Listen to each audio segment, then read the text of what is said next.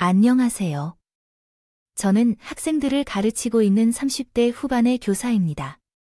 학교 선생님이라고 하면 다들 똑부러지게 앞발인 잘할 것 같다 고 많이들 얘기를 합니다.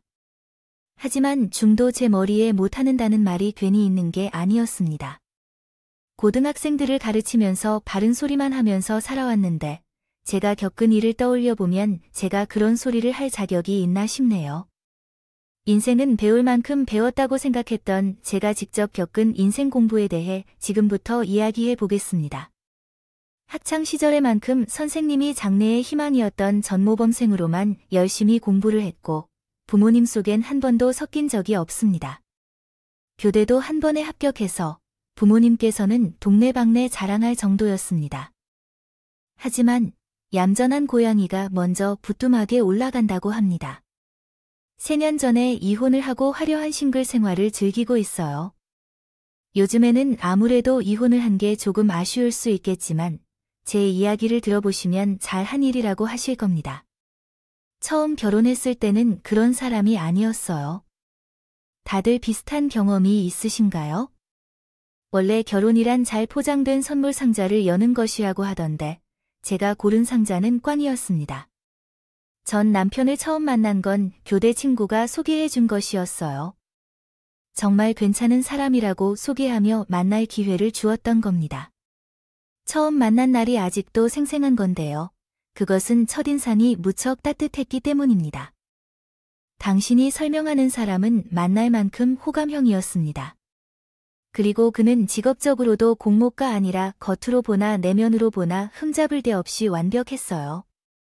하지만 저는 당시 임용시험을 통과하고 신규 교사로 발령을 받은 지 얼마 되지 않아서 일에 더 집중하고 싶어서 호감을 느끼지 못했습니다. 그 시기에 제 친구들이 제 이야기를 듣고는 먼저 3번 정도 만나보세요 라며 등을 떠밀었습니다. 그래서 저는 주변 사람들과 함께 식사를 하는데도 흥미가 없었어요. 만남을 통해 호감이 생길 수도 있다고 생각했지만 사람의 마음이 얼마나 변하는지에 관계없이 쉽게 변화하지 않았습니다. 처음 만났을 때 호감이 생기지 않더라도 만나봐야 늘 다를 수 있다고 생각하여 계속 만났었죠. 여전히 연애에는 큰 생각이 없었어요. 그런데 남편은 저에게 첫눈에 반해 다가와 고백을 했습니다. 제가 첫눈에 반했기 때문에 마음에 들어서 곁에서 지켜보고 싶은 마음이 생길 때까지 기다려보는 게 어떨까요? 그러면서도 저는 일에 집중하고 싶어요. 이런 저를 집중하게 해주고 응원해줄게요. 남편은 저를 좋아한다고 해서 다가오려고 하며 제게 확신이 갈 때까지 노력하겠다고 말했는데 당황해서 아무 말도 못하고 있었어요. 처음에는 여자에게 차여보지 않아서 그런 신경질이 생겨서 그런 행동을 취한 것 같습니다.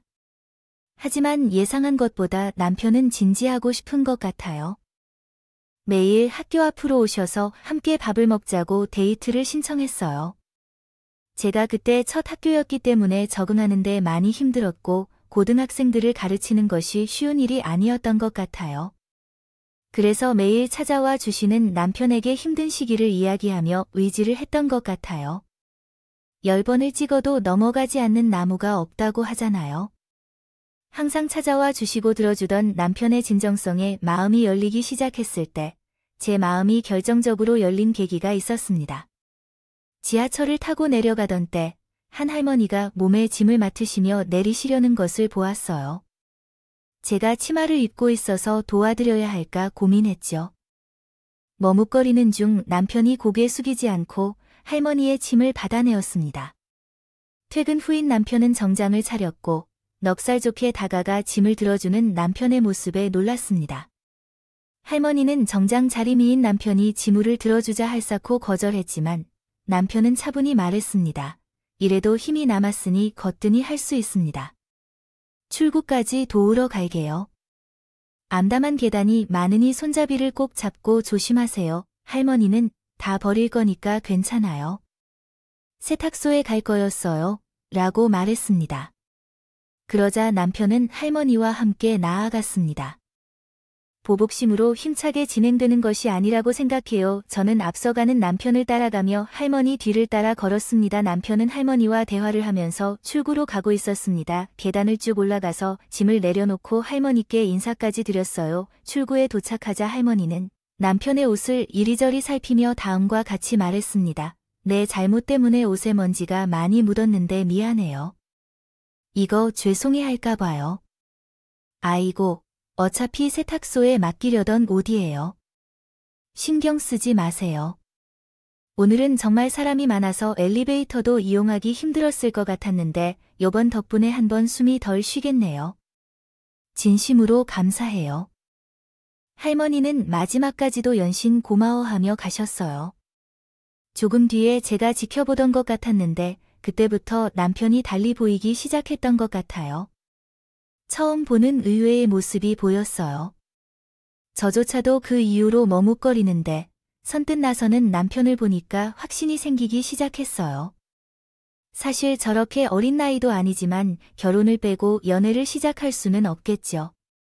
하지만 얼굴을 판단해서 살 것도 아니라는 생각이 들었어요. 어떤 사람인지 알려면 만남이 필요하다 생각했는데 그때의 일이 남편을 더 잘 보게 하는 계기가 되었어요. 최소한 삶 속에서 힘든 순간이 와도 같이 헤쳐나갈 수 있는 사람이라고 생각했던 것입니다. 저는 그렇게 10번 찍어 넘어간 나무가 됐고 지금 생각해보니 제 발등도 같이 찍던 순간이었네요. 첫 만남 이후 연애를 시작하기까지 시간은 걸렸지만 나름대로 돌다리도 두드려보고 건넜다고 생각해서 그런지 자연스럽게 결혼에 대해 이야기를 하게 됐습니다. 둘 다 직업도 안정적이고 양가 어른들도 경제적으로 어려움이 없어서 결혼 준비하는데 걸림돌이 될 만한 것은 없었어요. 그때 예비 시아버지께서 사업을 하셨던 데라 신혼집도 얻어질 정도였으니 결혼식장에 들어가는 건 시간 문제라고 할 정도였습니다. 아무래도 제 직업이 선생님이신 관계로 예비 시댁에서는 저를 매우 좋아해 주셨어요. 상권에 있을 때도 칭찬을 아끼지 않았고 이후에는 따로 집에 초대해 주신 적도 있을 정도였습니다. 우리 큰 아들이 이렇게 멋진 며느리를 데려왔다니 아버지가 하늘의 별도 따다 줘야겠다고 하셨지만 아버님께서는 좀 서운해 하시더군요. 큰 아들을 생각도 좀 해주시라고 하고 있었죠. 이게 다 제가 잘 부탁하는 거다 뇌물이야. 우리 아들 잘 부탁드립니다. 아버님께서 호탕한 웃음으로 말씀하셨어요. 종종 시댁 식구들과 함께 시간을 보내다 보니 집안 분위기가 매우 화목하고 시댁이지만 어려움 없이 금세 잘 지낼 수 있었습니다. 두 분도 어찌나 좋으신지 며느리도 부러울 정도였어요. 어머님도 참 애교 많은 분이셨는데요. 아버지가 며느리 얘기만 하실 때면 옆에서 귀여운 투정을 하고는 했습니다. 당신 큰 며느리 생겼다고 너무 며느리만 생각하는 거 아니에요? 나쁜 생각은 안 합니다. 제가 좀 서운해 하려고 하는 거죠. 내가 당신을 얼마나 생각하는데 두말하면 입 아픈 일까요? 하루 종일 생각하다 겨우 잠 잘 때도 있습니다. 며느리를 위해 뭘 해줘야 할지 생각했어요. 어머님은 가끔 그런 장난을 하다가도 남자들만 있는 집에 흥미로운 면이 생기면 좋겠다며 잘 지내자고 말씀해 주셨어요. 실제로 결혼 준비 중에도 같이 쇼핑을 다닐 때도 있었습니다. 어머님께서 부러워하지 않게 잘 챙겨주셨던 정도였죠. 그래서 주변에서 어쩜 시댁 어른들이 그렇게 잘 지내냐며 부러워하는 이야기가 나올 정도였습니다. 시댁이 큰 짐을 안고 까다로워서 결혼하기가 힘들다고 들었었습니다. 그에 비하면 전 시댁 하나를 만난 것은 참으로 행운이라고 생각했습니다.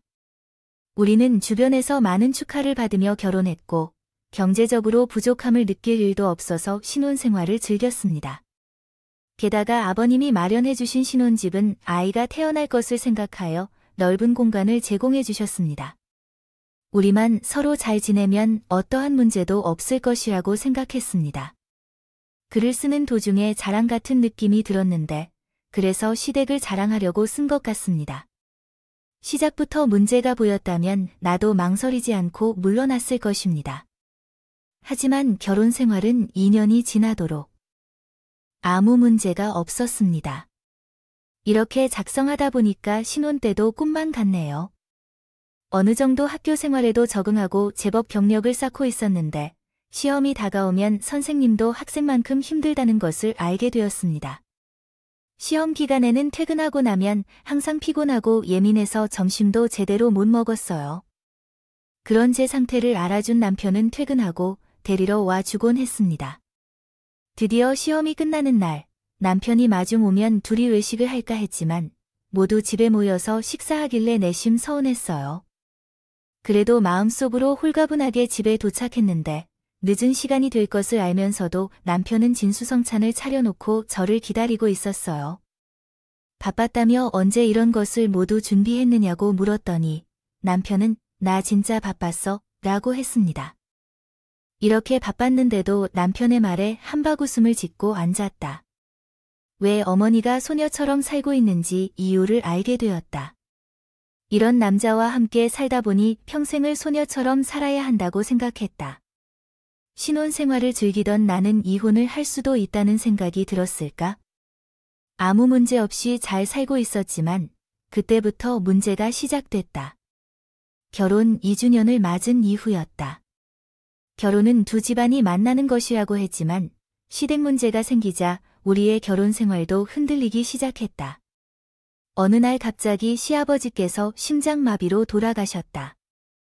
갑작스러운 소식에 나도 일을 그만두고 병원으로 달려갔습니다. 이미 어머님은 최신 소식을 듣고 쓰러지셨어요.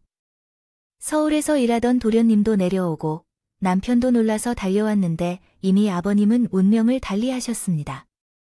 어머님은 그 후로도 몇 차례 실신하셨고 나는 어머님을 돌봐야 할 겨를이 없이 장례식장을 지켜야 했습니다. 남편으로부터 듣고 아버님의 갑작스러운 사망 소식을 받아들이기 힘들어하던 어머님, 확실히 더 충격을 받았을 것이며 서로 함께한 취미 생활도 완전히 달라졌습니다. 많았고 함께한 세월이 있었기 때문에 어머님은 더 힘들 수밖에 없었습니다.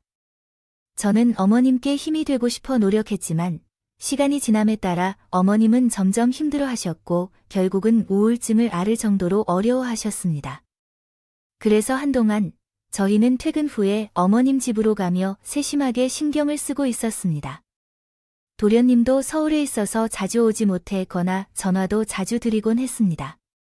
그러나 어머님은 우리와 일상적인 대화를 나누려 하다가도 언제나 눈물을 보여주고 아버님에 대해 이야기했습니다. 우리 큰아들 보니까 꼭 그 사람을 어렸을 적처럼 보나 봐.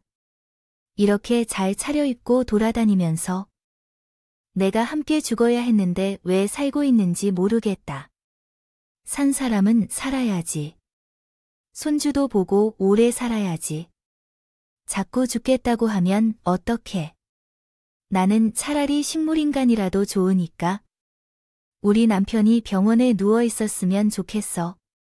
자꾸 이 세상에 없다고 생각하면 나도 그냥 축구를 하고 싶어. 차라리 병원에 있으면 살 수 있다는 희망이라도 있지. 난 이제 살아도 이유를 모르겠다.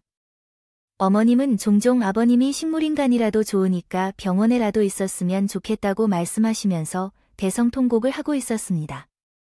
그러자 남편은 어머님을 달래며 잠드는 모습까지 보고 같이 집으로 돌아왔어요. 그런 어머님을 보면서 동성애자인 것이나 다름없다고 생각했습니다. 그 정도로 마음이 안 좋았어요. 한평생을 같이 살자고 말했는데 갑자기 그리 잊혀진 채 떠나니 충격이 컸어요. 그래서 저도 어머님과 함께 외출하면서 시간을 보내려고 노력했습니다. 하지만 남편의 자리를 어떻게든 채울 수 있을지 모르겠어요. 어머님의 우울증은 점점 더 심해지며 나아갔고 아들이 할 수 없는 것까지 며느리가 대신해야 했습니다. 심각해진 어머님은 한밤중에 악몽까지 꾸기 시작했어요. 한밤중에 무섭다며 전화하는 목소리가 위태롭게 들렸고 그 다음날 저희는 어머님 댁에서 하루를 보내며 잠이 들었습니다. 그 다음날은 어머님과 거의 집 밖에서 식사를 하게 되었습니다. 시댁에서 잠이 들었지만 깜짝 놀라운 일이 일어났어요. 한밤중에 방 문이 열리는 소리에 깨어나니 어머님이 방으로 들어오셨어요. 어머님은 애걸거리며 내 남편을 죽이려는 누구가 쫓아와 현관 앞에 있을 것 같다며 긴장했어요.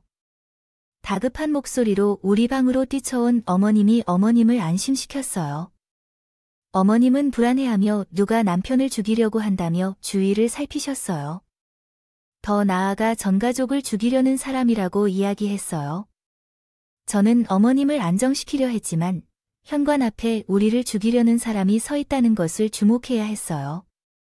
우리가 도망칠 수 없기 때문에 베란다로 한 명씩 뛰자고 말하는 거예요. 남편과 저는 생각보다 심각한 어머니 모습에 놀랄 수밖에 없었습니다. 새벽에 난로가 어머니를 겨우 달래는데 조금 진정이 되자 어머니는 악몽 때문에 잠이 설칠 날도 많고 이제는 낮에도 너무 무서워서 살 수 없다고 말할 정도였어요. 아버님과 살았던 집에서 혼자 지내는 게 더 힘들 것 같다고 생각했는데 이 정도일 줄은 몰랐던 겁니다. 남편은 어머니의 말에 생각이 많아진 것 같았어요. 한동안 말이 없던 남편은 저를 조용히 방으로 불러서 난감한 표정으로 어렵게 말하더군요. 우리가 엄마랑 같이 사는 것은 어떨까요? 내가 생각한 것보다 엄마의 상태가 심각한 것 같다. 이러다가 정말로 엄마가 나빠질까 봐 일도 손에 잡히지 않는다. 당신께서 한번 잘 생각해 주실 수는 없을까요? 저 역시 생각했던 것보다 어머니의 상태가 심각하다는 것을 직접 보니 잠깐 보는 것에는 한계가 있다는 생각이 들었습니다. 더구나 평소에는 어머님과의 관계도 좋았고 정말로 딸처럼 가까이 지냈던 시간들이 떠오르면 어려울 것도 없다고 생각했어요. 그리고 제가 옆에 있어서 어머님이 힘든 시간을 이겨낼 수 있다면 일분이 모든 것을 해내는 중이지 않을까 싶었습니다. 하지만 시댁은 한편으로는 나 같은 삶을 꾸러기 행동이라고 하잖아요. 함께 살아가며 제 생각이 참 상상력이라는 것을 알게 되었어요. 배울 만큼 배웠다고 해서 세상의 모든 것을 안다고 생각한 적은 없었어요. 할 게 아니었습니다. 그때는 합가를 하고 처음에는 오히려 마음이 편하기도 했어요. 왜냐하면 날로 심각해지는 어머님의 우울증 때문에 금방 어떻게든 될까 싶어서 마음 편한 날이 없었거든요. 함께 살다 보면 어머님도 괜찮아질 거라고 생각했는데 애초에 정답이라고 넘어가는 문제처럼 상황은 완전히 반대로 흘러갔습니다. 우울증을 기적처럼 극복하나 했냐고요? 아니, 그래도 어머님의 변화를 확인했어요. 우울증을 방패 삼아서 패를 악질 부리는 모습으로 변한 겁니다. 저는 그동안 어머님이 연기라도 했나 싶었다니까요. 어머님도 처음에는 함께 살게 돼서 좋다며 저에게 집안일은 신경 쓰지 말라고 하셨습니다. 말씀하셨는데요. 저는 괜찮다고 했었는데, 전 괜찮다고 말씀드렸는데, 퇴근하고 오면 어머님이 분리수거 도다 해놓고 꼭 일부러 치운 것처럼 깨끗했어요. 퇴근하고 집에 도착하니 어머니께서 분리수거를 완료하신 후 일부러 치운 것처럼 깨끗해 보였어요. 괜히 제 눈치를 보시나 싶을 정도였죠. 무작정 내 시선을 의식하신 듯 했어요. 그런데 한 번은 제가 몸이 좀 안 좋아서 일찍 조퇴했던 날이었습니다. 하지만 어느 날 제가 건강이 조금 안 좋아서 일찍 퇴근한 적이 있었어요. 문을 열고 들어가는데 입구에서부터 코를 찌르는 음식 냄새가 진동을 했고 문을 열고 들어가는데 입구에서부터 코를 찌르는 음식 냄새가 퍼져나오더니 부엌에서 소란스러운 소리가 들렸어요. 부엌에서 소란스러운 소리가 들렸어요. 제가 문의하고 들어오는 소리도 못 들었는지 내가 문을 열고 들어오는 소리를 못 들은 모양이었는지 부엌을 가 봤는데 글쎄 부엌으로 가봤는데 글쎄요. 어머님이 친구들과 술을 마시고 있는 겁니다. 어머님께서 친구들과 함께 술을 마시고 계셨어요. 우울증 환자가 술이란 이 말이 되나요? 우울증 환자가 술을 마시는 것이 옳은 것일까요? 이미 술판은 벌어졌고 전 너무 놀라서 어머님이 들고 있던 술병을 뺏었어요. 이미 분위기가 종은 상태였고 전 너무 놀라서 어머님이 들고 계셨던 술병을 빼서 자리에 놓았어요. 어머니께 술을 마시면 어떻게 되나요? 병원에서는 술을 마시면 안 된다고 말씀하셨죠. 그 며느리에게도 매애들을 가르쳐 주어야겠지요. 왜 이제서야 오셨어요? 다들 안녕하세요 하는 것이 우리 집의 예의입니다. 저는 어머님의 친구들과 어색하게 인사를 했고 이미 술에 취한 것 같아 제정신이 아닌 듯 했습니다. 먼저 어머님 방으로 가세요. 혈압약을 드시면서 왜 술을 마시고 계신 건가요? 남편도 없는데 내가 술도 못 마시는데 어떻게 살아야 하겠어요? 이라도 마셔야 살지요. 그러자 어머님은 다시 울기 시작했고, 앞으로 발길이 약해진 어머님을 지지하며 방으로 데려드리고 친구들께 도와달라고 정중히 말했습니다. 그러자 술에 취한 어머님의 말을 듣게 되었는데 그동안 저희 부부는 몰래 술을 마셨다고 하였습니다. 계셨던 겁니다. 그래서 항상 분리수거도 하고 청소하느라 집이 항상 청소된 채로 있었어요. 그러던 중 저는 그날 쉴 틈도 없이 어머님이 벌려놓은 술판을 정돈하고 남편이 퇴근하고 오면서 제가 본 상황을 그대로 전했습니다. 남편은 본인이 어머님께 말해보겠다고 했어요. 그러나 병원 의사 말도 안 되는 사람이 아들이 말하는 게 이렇게 불쾌하냐고 이야기했어요. 술을 못 마시게 아닐까 봐서 고수도 판을 벌였어요. 오히려 너희들도 다 알았다는 듯이 집안을 엉망으로 만들기 일쑤였습니다. 하지만 집은 엉망으로 만들어도 되지만 도대체 그 술은 끝냈으면 하는 생각이 없으신 건지 술도 되노고 드셨어요. 그날은 아랫집에서 시끄럽다며 민원도 들어와서 저도 어머님께 한 소리를 했습니다. 여기가 술집도 아니고 가정집에서 이렇게 시끄럽게 하시면 어떡해요? 아, 제발 그만 좀 하세요. 너희 제시 아버지도 없으니까 내가 우습지. 이제 아주 나까지 가르치려 드네. 잠기가 막혔어요. 제가 한 말이 어머님을 무시한 말 같나요? 아파트에서 고성방가에 골속 치다가 돈이라도 따면 춤을 추고 난리가 났는데 밑에 집에서 참아준 게 다행일 정도였어요. 저는 더 있다 가면 어머님의 모임 수법을 드는 종이 될 것 같아서 더 강하게 말해야겠어요. 말해주세요. 또한 층간소음은 다른 집에도 피해를 줄 수 있기 때문에 조심해야 한다고 말씀드렸어요. 여기는 주택이 아니라 아파트이기 때문에 당연히 조심해서 살아야 한다. 최근 집안에서 술 냄새와 음식 냄새가 진동하는 것 때문에 못 견딜 정도로 싫어요. 무슨 소리든 아주 이해할 수 없네요. 그때 마침 퇴근하고 남편이 들어왔는데 어머님은 갑자기 표정을 변화시키고 남편에게 찰싹붙으며 대성통곡을 하며 이야기할 겁니다. 그때 저한테 손가락질을 하면서 이야기했습니다. 내가 서방을 먼저 보낸 것도 이렇게 서러운데 이제 며느리 눈치도 봐야 되겠니? 저는 이제 시의 미래 취급도 안 하지. 그야말로 환장스러운 일이었어요. 이게 말이 되나요? 고등학생 아이들도 이 정도로 말하면 알아듣습니다. 요즘 아이들은 어떤 이기적인 일이라도 발음으로 말하면 듣는 척이라도 합니다. 그런데 어머님은 왜 그렇게 억울한 남편 뒤에 숨어가며 이야기하려 하시는 건지 모르겠습니다. 저도 너무 당황해서 남편에게 말했습니다. 아래층에서 민원이 들어와서 어머님에게 집에서 모임은 자제해 주세요. 라고 말한 것뿐이에요. 유치해 보일 수 있지만 어쩌겠습니까? 시어머니는 물러보며 며느리에게 삿대질을 하시는데 저도 할 말은 해야 되겠더라고요. 남편은 난감해 보이면서 어머니에게 타이르듯이 말했습니다. 엄마, 안 그래도 어제 관리실에서 전화가 왔어요. 너무 시끄럽다고 하셔서 앞으로는 댁에서만 모임을 가지기로 해야겠어요. 만나지 말라는 뜻은 아니죠. 그런 말씀에도 어찌나 서러운 마음인지 정말로 제가 일방적으로 구박하고 있는 것 같네요. 남편은 어머님께서 심리적 안정을 찾으시는 과정이라고 하니 좀 더 이해해 주시기로 하셨습니다. 제가 너무 답답해서 남편이 중재하여 있다고 생각했는데 어머님의 증세가 더 심해지고 있다는 것을 느껴요. 정말로 사람이 정신적 충격을 크게 받으면 돌아버리기까지 할 수 있나요? 저는 이때까지 겪어온 것보다 더 충격적인 일을 목격했고 제가 무슨 말을 하든 남편이 없어서 서러워하고 보고 싶어 해서 살 수 없는 상황입니다. 아버님을 찾는 소리만 듣던 사람이었는데 아버님을 먼저 보내고 1년 만에 새로운 남자친구가 생기셨다는 거예요. 제가 어떻게 알아낸 줄 알면 더 경악하실 텐데요.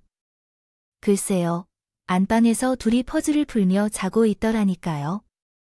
대체 하루 종일 뭘 하고 돌아다녔는지. 한편에는 쇼핑이 100개 정도 쌓여 있기까지 했습니다. 남편과 함께 퇴근해 떠날 줄 예상하지 못했기 때문에 불이 나란히 같이 보이지 않았으면 제 두 눈을 의심했을 거예요. 어머님은 무엇을 하시는 거죠? 옆에 계신 분은 누구세요? 두 사람은 제 목소리를 듣고 놀란 듯 일어나서 침을 닦으며 일어난 자연스럽게 소개를 하는 어머님의 남자친구라고 했을 때 피가 거꾸로 서는 줄 알았습니다. 못 있겠다며 힘들다고 잔소리하는 게 엊그제 일 아닌가요? 너무 화가 났고 어머니께 뭐 하시는 거냐고 따져 물었습니다. 그랬더니 뭐라는 줄 아세요? 너무 웃겨요. 술도 마시지 말라고 하면서 모인다 하지 말라고 하면 그럼 나나가 죽으라는 거야? 그리고 내 남자친구면 시아버지랑 다름없는 거지. 이게 무슨 되먹지 못한 짓이야. 적반하장도 유분수지. 제게 큰 소리를 지르더군요. 아니, 누가 연애 가지고 뭐라고 하겠습니까? 그동안 아버님을 찾으며 힘들어하면서도 날 아침에 갑자기 남자친구라고 데려온다는 게 정상인가요 싶었거든요. 그리고 쇼핑은 어떻게 했냐니까 남편이 모임 밖에서 하라고 준 카드로 썼어요. 불꽃이 아니었습니다. 저는 어머님과 함께 생활비를 요구한 적도 없어요. 오히려 어머님께서 용돈까지 몰래 챙겨드리면서 낮에 외출도 하시라고 말씀하시던 정도였습니다. 여기까지 제가 며느리로서 더 할 수 없었던 게 뭘까요? 전 정말 최선을 다한 것 같아요. 그래서 저도 참다 못해 말했어요. 어머님, 저 어머님만 다시 예전처럼 건강해질 수 있다면 모든 것을 할 수 있었는데 이건 아니라고 생각해요. 솔직히 이제는 제가 어머님 덕분에 미쳐버릴 것 같아요. 뭐, 당신이 나를 위해 해준 게 뭐가 있길래 미쳤다고 하는 거예요? 나는 너한테 등을 맡겼는데도 살 수 없었는데 그래도 서방과 함께 사는 년이 오라고 하겠어요. 하체발 그놈의 서방 타령 좀 그만하세요. 어머님의 아들인 건데요. 아들과 함께 살면서도 다른 방법이 없나요? 어떻게 사시라고 그러세요 진짜. 저는 어머님의 서방 타령이 정말 지겨웠고 그런데 남편이 말해주다시피 방으로 데려가셨습니다. 뭐라고 말하라는 건데요, 아시겠어요? 우리가 어머님을 욕하는 게 아니라 이해를 좀 해주라고 하는 거예요. 그리고 막 그렇게 방법으로는 안 돼요. 내가 집에 데려오지 말라는 말에 어머님 관점에서 서방 타령을 하는 남편도 그렇고 속이 정말 터질 지경이었어요. 이제는 더 이상 말로는 뭘 할 수도 없겠다 싶어서 남편에게 절대 집안으로 데려올 수 없다고 알려줬어요. 신신당부하겠다고 했습니다. 차라리 눈에 안 보이면 다행이라고 생각했어요. 하지만 눈에 보이지 않을 뿐이었어요. 밖에서 뭘 하고 다니는지 한눈에 알아볼 수 있었습니다. 저도 정말 알고 싶지 않았는데 남편의 카드를 사용했다고 해서 알 수밖에 없었어요. 어떻게 하면 돈 한 푼 없는 남자를 만나게 된 건가 쉽게 상상할 수 없습니다. 어머님의 데이트 비용을 카드로 결제하는 것에 대해 말하셨습니다. 게다가 어머님이 정기적으로 복용하는 혈압약까지도 남편의 카드로 결제했어요. 결국 고지서를 가지고 어머님을 방문했는데 어머님은 눈 하나 깜짝 안 하시며 말씀하셨습니다. 내 아들이 준 카드를 사용하고 있다는 것이 정말 보고 싶지 않다고. 신경 썩어가는 나의 아들은 조용히 있었는데 왜 그러느냐고 너 어머니. 우리 부부예요. 생활비를 매달 이렇게 사용해도 우리 길거리에 내나가지 않는 것이 문제예요. 인출기를 주세요. 제가 직불카드로 지불하겠습니다. 이렇게 말하는 게 좀 어려워서 너희들 공무원이 저를 체온 뒷받침으로 살면서 무엇을 너희들이 어째서 너희들도 쓸 때 돈 쓸어 갈 텐데. 그리고 내 아들 카드를 왜 널리 아는 거고 시대적 떡밥을 끼워서도 이게 못 살 겁니다. 내가 죽게 될 병 같은 게 무슨 등장을 준비하겠는다고 생각하게 되었습니다. 하지만 어머님이 왜 그렇게 당당한 건가 물었더니 남편은 오히려 엄마가 밝혀진 것 같다고 좋아한다고 합니다. 누가 봐도 소비 패턴이 비정상적이고 남자친구라고 하는 사람에게 돈을 퍼붓고 있는데 어디서 들은 돈으로 퍼붓고 있는 건 아닌가 의심해봐야 하는 게 아닌가요? 괜한 의심을 하는 것도 아니고요. 어느 날에는 차를 샀다며 어머님이 기뻐하며 에게 전화를 하는 거예요. 그래서 물어봤더니 시가 막혀서 말도 안 나온다고 해요. 만난 지 3개월도 안 된 남자에게 3,700만 원짜리 차를 주는 거라고요. 그 돈이 어디서 나온 건지 어머님이 쌈짓돈을 덜어서 준 것 같더라고요. 저도 모르게 어머님께. 정말 어이가 없네요. 3년 만났다고 해도 이해가 안 될 판에 누가 3개월도 안 된 사람한테 차를 주겠어요? 이제는 내가 내 돈을 쓰는 것도 내가 아니야. 어디서 이렇게 속이 후련하게 살아? 차라리 어머니가 운전을 배워서 직접 차를 몰아야지. 그게 더 좋을 거야. 너 실없는 소리 하려면 하지 마. 이 사실은 나만 알고 있는 게 아니고 남편도 다 알고 있어. 다 알면서도 어머니가 즐거워지니 좋다고? 어째서 이 바보 같은 상황에서 이렇게 살고 있는 걸까? 제 속은 답답했어. 정말 매몰차고 정이 없는 며느리였으면 어머니가 술 마시고 누구 만나는 것에 신경 안 썼겠지. 진짜로 우리 친정 어머니도 나와 똑같이 했을 거야. 아니라면 오히려. 그런 상황에서 만난 지 3개월도 되지 않은 남자한테 돈을 쓴다고 하면 나는 그를 쫓아가서 차 키까지 빼올지도 모르겠어요. 나는 하루하루 속이 터지고 있는데 그 두 사람은 날이 갈수록 상식 밖으로 변하고 있어요. 어머님도 무조건 자기 편을 들어주는 남편과 애틋해지고 있었습니다. 남편이 출근하고 돌아오면 우리 아들완이 맞으면서 엉덩이를 토닥거렸고 맛있는 거 사왔다며 저는 본체만 체하고 남편만 챙겨주는 상황이었어요. 이런 상황 때문에 남편도 조금씩 아이처럼 변해가고 있습니다. 예전의 모습은 상상조차 할 수 없을 정도였어요. 주말에는 양치도 안 하고 꿀꺽이는 모습을 보니 얻었습니다. 양치를 안 하는데 세수라고 하는가요? 입에 고춧가루도 덕지덕지 붙여놓고 있습니다. 다녀와서 꼴견 싶어서 한마디 했다가 글쎄, 어머님이 하는 말이야. 너는 그 놈의 학교에서만 하는 게 아니겠니? 주말인데 너 눈치 볼 게 어때? 쉬게 해. 어머님이 주말이라고 안 씻는 게 쉬는 거야? 저번에 그냥 지저분했어.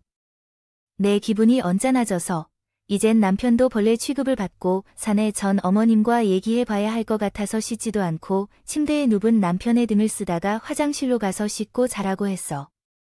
아, 이 놈의 잔소리 좀. 주말은 그냥 좀 쉬자. 침대 쓸 데도 없이 쓰는 게 아니잖아. 냄새 때문에 못 살겠어서 빨리 씻어야 해요.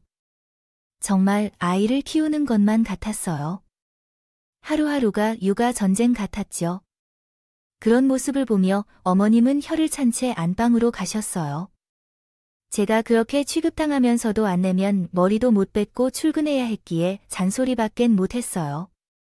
진짜로 말을 안 하면 주말 내내 화만 증폭돼서 출근하게 되었습니다. 머리가 가려워서 감아야 하는데 비듬이 자글자글한 머리로 손이나 눈이 닿으면 어깨가 새하얗게 되는데 포기할 줄 알았어요. 아마 그 모습을 보면 저지 어이프는 그런 사람이랑 어떻게 한 이불을 덮고 살았을까 생각했을 겁니다. 하지만 여기서 끝이 아니에요. 진짜 문제는 겨울이 오겠죠. 겨울에는 춥기로 인해 씻지 않고 땀이 나지 않는데 왜 신약 오적바나장을 먹어야 하는지 모르겠습니다. 무슨 땀이 나야 맛있는 건가요? 기가 막혀서 2주가 넘도록 안 씻고 있길래 저도 한마디 했어요.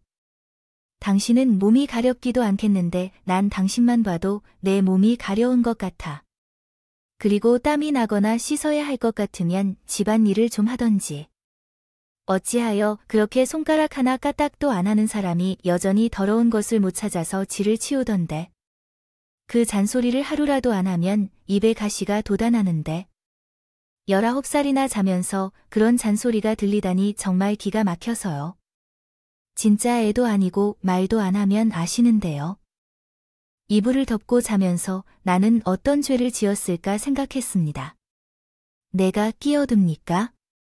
내가 아침에 부부 사이에서 거부하는 상을 받을 때까지 얼마나 끈질겨 붙잡고 있을까요? 그러나 여기서 끝이 아닙니다. 어머니와 제 상을 보면 어떨까요? 제 기쁨이 지나치게 강해서 집안 식구들까지 삼켜 삶을 꺼지게 만들었다면서요. 공개적으로 나의 상을 보는데 어떻게 참고 넘어갈 것인가요? 그래서 나도 한마디 했다. 행복한 가정을 꾸리고 싶어서 결혼한 게 아니에요. 혼담을 하고 싶어서 결혼한 게 아닙니다. 나도 좋은 말만 하고 살고 싶어서 어머니와 같이 살기로 한 거예요. 그렇다면 우리는 너를 살게 못하겠다고 말하는 건가요? 그런 소리 아니에요. 처음부터 다 어머니를 위해서 합친 것이고 제가 쉬운 선택 아니었어요. 이혼은 그럼 왜 그렇게 참고 산 거예요? 그렇게 잘났어도 이혼 도장 찍으면 나다. 제가 왜 나가요? 어머님 방식대로 살고 싶으면 어머님이 나가셔야죠. 내가 너를 이렇게 따박따박 대드는 거라 생각했다면 너네 결혼 안 시켰어. 성격이 모양이라 애도 안 생기는 거예요. 어머님, 저 때문이 아니고 어머님 아들이 더러운데 해도 안 생기는 거예요. 내 말에 어머님은 노발대발하셨고 더는 유치한 싸움 하고 싶지 않아 방으로 들어가 버렸습니다. 어머님은 서방 타령이 사라졌다. 손주를 타령하셨지만 이런 상황에서 임신이 될까요? 이 더러운 남편과 사는 것이라면 말인데 게다가 어머니의 행동을 감안할 때 보며 돌아와 보면서 애처럼 변해가는 남편을 보고 가장으로서의 믿음도 없었습니다. 부부 사이의 신뢰가 사라져가기 시작해 아이를 가질 생각을 접었어요. 하지만 두 사람은 제가 있음에도 불구하고 제게 욕설을 퍼부어 왔습니다. 잠이 들었다가 깼을 때 어머님이 누구와 대화하고 있는 것 같았어요. 목소리가 남편인 것 같아서 다시 양쪽에서 들린 무슨 대화를. 이 얘기가 선생질을 하는 그 첫째 때문일지도 몰라 가르치려던 대로 밥을 차릴 것처럼 했더니 그릇을 다 깨뜨릴 것처럼 말이에요. 엄마, 이해 좀 해주세요. 벌써 갱년기가 왔다는 거냐? 성격도 더러워지고 얼굴도 망가져가고 있어요. 여기다가 더할 나위 없이 강한 인두가 발동을 시키려 하는데 따박따박 대답하는 것 좀 바랄 수 없어요. 정신이 난처해져서 두 사람이 나란히 앉아 제 몸가짐에 대해 풍자를 하고 있어요. 나뿐인가 했는데 그러더란 말에도 예상외로 제가 한 발을 물러가자며 약간의 저항을 했죠. 내가 왜 욕을 먹어야 하는지 도무지 이해가 안 돼서 방문을 열고 나왔어요. 놀란 두 사람 아라리를 쳐다보더니 전혀 미안한 표정을 보이지 않더라고요. 어머니와 남편 앞에서 제가 내려왔습니다. 제가 선생님처럼 가르쳐봤는데도 이해 안 되는 사람들은 바른 말을 해도 이해를 못해요. 그래서 전 그냥 그런 사람들을 포기하자고 결심했습니다. 제 입만 아프다고 말했어요. 내가 방금 우리에게 들려주려고 하는 이야기야? 아니야, 그냥 아무 말 없었는데 찔이셨어요. 보세요. 어머니께서 제 말에 손으로 부채질을 하셨고 듣고 있던 남편은 갑자기 일어섰어요. 그리고 나에게 큰 소리로 말씀하셨어요. 우리 엄마한테 왜 이래? 당신 왜 그러세요? 내가 이렇게 너 둘에게 욕을 먹을 정도로 못한 거 있어요? 내가 노력해도 거부당한 건 당신이잖아? 날 거부하는 건 당신이잖아? 이렇게 세 명이서도 소통을 제대로 못하는데 내 생전에 왜 갑자기 성공적인 사람처럼 단호하게 행동하는 인간이 되어버린 거야? 무슨 이유로 그런 애를 키우려고 하나? 몸도 제대로 쓰지 않으면서 아이를 애를 키울 수 있다고 생각하니 이 말을 듣은 남편은 더 이상 대화가 통하지 않는다며 어머니를 끌고 다른 방으로 가버렸어요.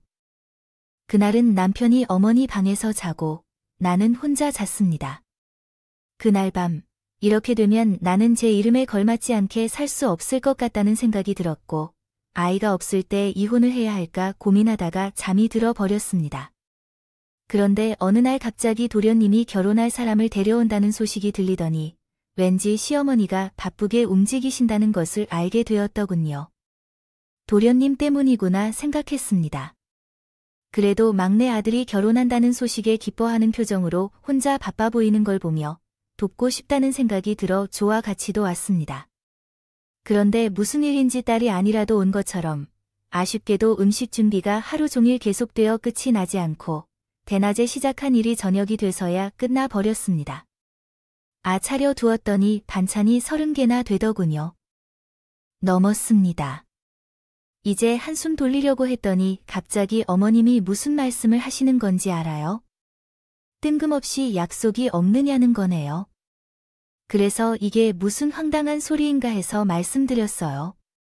도련님 오신다면 준비해야겠죠. 제가 인사드려야죠. 갑자기 오셔서 무슨 체면을 차릴 필요 없이 가족끼리 편하게 식사를 해야지. 아무리 며느리가 싫어도 함께 요리를 힘들게 했는데 너무한다 싶었어요. 마치 벌써 이혼했던 것처럼 선을 넘는 어머님을 보니 하루 종일 같이 일한 것이 억울할 정도였습니다. 그래서 알겠다고 말씀드리며 친정에 가기로 결심했어요. 처음에 짐을 싸면서 갑자기 사이가 좋아진 것처럼요. 척 연기하는 것도 웃기고 이미 절 객실 꽃이 급하는데 제가 앉아 있어요. 얻어다 놓은 보리자로 취급되는 것 같아서 곱게 가보려고 했습니다. 근데 여자의 촉이라는 게 있는데요. 생각해보니 도련님은 해산물을 좋아하는데 해산물이 있는 반찬이 하나도 없었던 것이 생각나더라고요. 그 많은 반찬 중에 그 흔한 오징어 볶음 하나도 없고 죄다 고기 반찬뿐이었어요. 오랜만에 보는 아들이니까 고기를 먹여도 되지만 좋아하는 음식을 해줄 수도 있을 것 같았습니다. 그래서 전 친정에 짐만 내려놓고 다시 집으로 갔어요. 나는 그날의 선택을 인생에서 가장 중요한 선택으로 여기고 싶습니다. 잘한 일이라고 생각합니다. 1시간쯤 됐을까 문 앞에 도착했는데 시끌시끌한 소리가 나더라고요. 근데 어느 여자와 남편의 시어머니가 3인방으로 웃고 이야기를 나누고 있었어요. 그래서 문을 열어 들어가 보니 도련님은 머리카락 한 올도 안 보였어요. 그들은 이미 셋 다 만취해 있었고 그 삼중 나선 여자를 보니 바로 느낌이 왔습니다. 무슨 일이 일어난 건가 싶었죠. 자기 아들의 유언을 해야 할 것 같아서 남편의 내연녀를 데려온 것 같더라고요. 그러나 그 꼴을 보고도 한참을 웃었습니다. 꼬리를 잡아 이혼을 결정한 걸로 보였고요. 아니네요. 이 멍청한 놈이 어디서 꽃뱀에게 물린 줄도 모르고 좋아하는 모습이었죠. 죽겠다는 표정을 지으며 있던 것이었어요. 백슬래시사인엔 어떻게 꽃뱀을 알아볼 수 있느냐고 물으면 그 여자 얼굴이 너무 익숙해서 한번 살펴본 적이 있었는데 그녀가 곧 내가 가장 친한 친구의 형과 결혼한 여자였어요. 백슬래시사인엔 그 여자가 곧 내가 가장 친한 친구의 형의 아내로 도망가고 나서는 어떤 일들이 일어났는지에 대해서 생각해보면요. 백슬래시사인엔 그 이후로 내 친구와 나 둘이서는 걔가 어딘가에서 벼락에 맞아 죽었다는 소식을 듣길 간절히 바랐었지만 내가 직접 걔를 마주칠 기회는 없었어요. 백슬래시사인엔 그러던 중에 우연하게 시궁창에서 걔를 발견한 순간 내 속이 시원해졌어요. 백슬래시사인엔 왜냐하면 그동안 친구의 형이 혼자서 자녀를 키우느라 매우 힘들어하는 것을 알고 있어서 그 순간 모든 것을 해결할 수 있는 기회를 잡았거든요. 백슬래시사인엔 그래서 나는 바로 핸드폰을 켜고 다시 얻기 힘든 기회를 활용하여 새로운 삶을 시작하기로 했습니다. 제 인생을 다시 정리할 필요가 있다고 생각했어요. 어머님, 지금 이게 어떤 상황인가요? 도련님이요. 도련님 오는 소식을 듣고 제가 어머님도 불러와서 30첩의 반상을 차린 것 아닌가요? 이미 취해서 얼굴이 벌겋게 된 어머님은 일어나며 말했습니다. 옆구리를 손으로 치며 말하더군요. 아이고, 내가 왜 이렇게 되는지 몰라요. 한데 친정에 가라고 해도 말을 한 번 안 듣고 기어가서 이런 일을 다 겪는데 이게 다 무슨 상황인가요? 딱 보면 몰라요. 네가 아이를 안아주니까 우리 아들이 밖으로 돌아서지 않아. 이가에 만나자고 해도 우리 아들이 밖에서 여자를 만나 됐냐고. 이건 다 내 탓이야. 어머님은 당당하게 나의 탓이라고요. 입니다. 말했다 코웃음 치자 남편도 벌떡 일어나서 슬슬 부르시기 시작했다. 보고도 무슨 말을 해줘야 할지 어떻게 머리로 선생님이 되는지 내가 집구석에서 와이프 노론 없이 선생님질을 하니까 나는 밖에서 여자를 만나게 된 것이야. 왜냐하면 나는 그동안 얼마나 참았는데도 이렇게 배신당해서 정말 기가 막혔다. 나는 절대로 용서하지 않을 거야. 똑똑한 척 혼자 다 하는 척 하다가 뒤통수 맞은 거니까 어떤가. 그리고 이 사람 너보다 더 능력이 있는 사람이야. 의사야. 산부인과 의사야. 애초에 선생님과 싸우기엔 능력이 부족해서 곱게 물러나야 해. 남편과 처가 이렇게 다투고 있는데 그럼에도 여전히 내 어머니의 도움을 필요로 한다. 더군요. 왜냐하면 제가 전연을 잡겠다고 친구와 함께 찾아간 적이 있었기 때문입니다. 그래서 제 얼굴을 보자마자 탁 조라했습니다. 심지어 산부인과 의사로 속이고 남편을 꺾는 계기가 되었습니다. 제가 친구를 도와 고소를 제기한 고로 사심 전과를 보지 않을 수도 없었고 그 자리에서 읊을 정도였습니다. 무려 3범의 전과를 가진 여자를 어디서 찾아왔는지 제가 봐도 이 3명이 모인 조합은 딱 맞는 것 같았습니다. 저를 보며 당황하며 진땀을 흘리면서 말했습니다. 그래, 어디서 잘난 여자를 만났네. 내가 이혼해 줄게. 어디 제주에서 자라면서 재미나게 살아봐. 방으로 가면서 침전을 말아서 나왔어요. 나오는 길에 속이 시원해서 기쁩니다. 벼락이 떨어져 주길 바랐던 여자가 나타나 저를 부탁하는 줄 누가 알았을까요? 상가 이모까지 감사하다고까지 했어요. 며칠 후 이혼 서류를 정리해 남편을 만나러 갔어요. 저는 도장을 준비하고 찍어주며 말했습니다. 몰랐는데 당신이 능력이 있었나 봐. 나이트에서 산부인과 의사도 만나고 이 세상에서 나를 무시하는 사람은 너뿐이야. 의사까지 날 알아보는데 너만 날 몰랐어. 나이트에서 만난 것에 대해 내게 말했었나? 내가 도장을 찍어주는 이유를 아니까 알아? 끼리끼리 잘 만났다는 것 같아서야. 남편이 대체 무슨 말을 하는 거니? 어리둥절한 모습을 보이자 미리 친구에게 받은 사진을 남편에게 보냈어요. 사진은 친구 남동생과 결혼했던 사진이자 아이들의 사진이었습니다. 남편이 그 사진을 보자 당황하며 이 사진이 다 조작된 건 아니겠지? 라고 물었습니다. 저는 코웃음 치며 남편에게 말했어요. 잘난 여자한테 직접 물어봐. 산부인과 의사인데 지가 아이를 낳았는지도 모를 텐데. 약속한 대로 재산을 분할하고 다음에는 그 여자에게 상간의 소송을 준비 중이야. 난 너에게 확실히 그렇게 해줄 테니까. 사진을 보고 당황한 남편은 매달려와 이게 사실이야? 라고 물은 거야. 그것은 당신이 알아보라며 거절하고 나왔습니다. 나오는 길에 벌레 하나 떼는 듯이 옷을 툭툭 털어 없앴고 진짜 오랜만에 시원한 숨을 몰아쉬며 도착했습니다. 그 후로 정신과를 다니며 상담 치료를 시작했고 진단서에 불륜 증거까지 예쁘게 조작하여 남편의 직장에 퍼뜨렸습니다. 이런 사람이 국민의 세금으로 월급을 받으면서 이렇게 세금을 낭비한다니 어디서 찾겠어요. 그래서 공무원으로서의 신분을 파멸시키기 위해 만반의 준비를 했고 소명할 기회를 놓친 남편은 결국 해임되었습니다. 해명할 게 무엇이 있겠어요. 바람을 핑계로 내세울 수밖에 없는데 실은 사실이기 때문에 입이 열개라도 할 말이 없어야 합니다.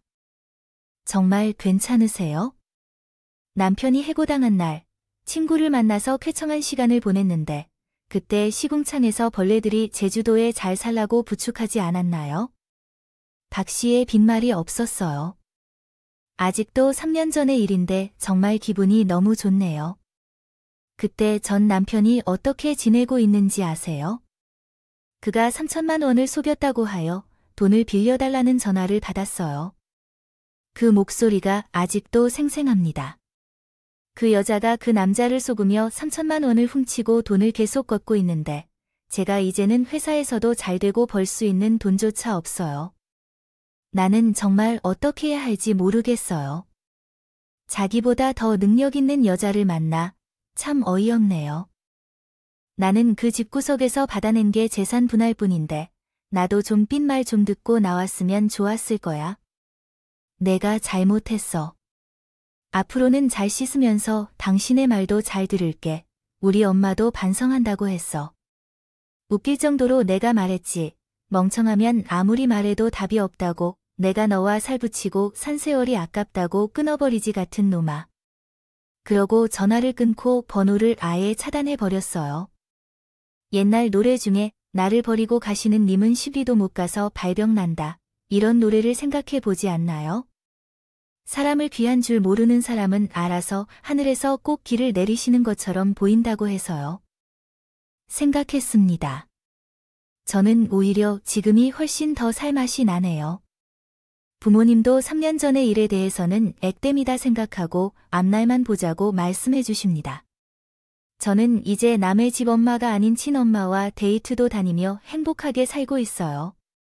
안 될 인연은 놓아줘야 그 자리에 새로운 인연이 찾아올 거라고 믿습니다. 혹시나 나쁜 인연으로 고생하고 있는 분들이 있다면 제 이야기가 조금이나마 힘이 되셨으면 좋겠습니다. 저도 종종 여기서 이야기를 듣고 힘을 얻곤 하네요. 다들 안 좋은 상황에 너무 오래 머무르지 마시고 벗어날 수 있는 용기를 가져가셨으면 좋겠어요. 제 이야기를 들어주셔서 정말 감사합니다. 감사합니다. 이제 꽃들이 활짝 만개한 봄인데 우리 모두 꽃길을 걸어봐요. 모두들 행복하세요. 음악